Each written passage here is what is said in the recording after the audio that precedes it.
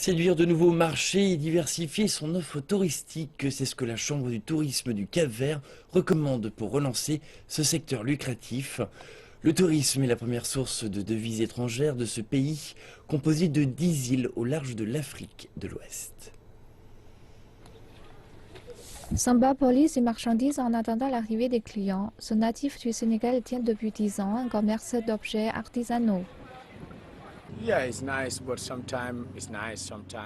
Certains mois ça va, d'autres moins. Pendant 6 mois ça a bien marché, mais là ça diminue. C'est pendant les mois d'hiver en Europe qu'on a la plus grosse activité. Le tourisme est le moteur de la croissance de l'archipel avec 20% du PIB. L'île de Sal est la capitale touristique des 10 îles du Cap-Vert. Le taux de croissance du tourisme augmente chaque année et c'est principalement dû à la stabilité politique, idéale presque toute l'année, et à la proximité avec l'Europe.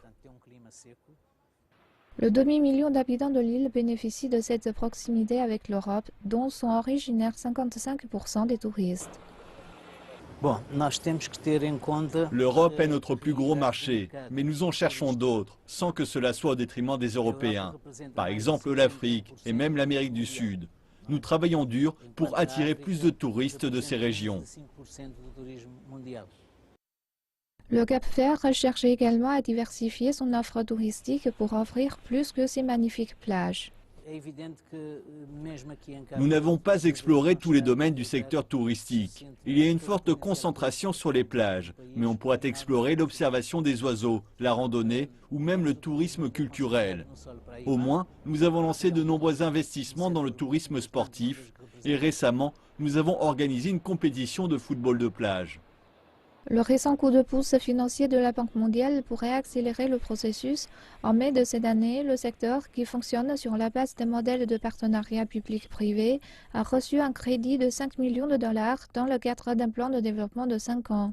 L'expansion des infrastructures le long de la côte suscite toutefois des interrogations. Nous conduisons des études environnementales avant tout lancement de construction et nous surveillons tout. Car notre modèle touristique est un modèle durable socialement, économiquement et sur le plan environnemental.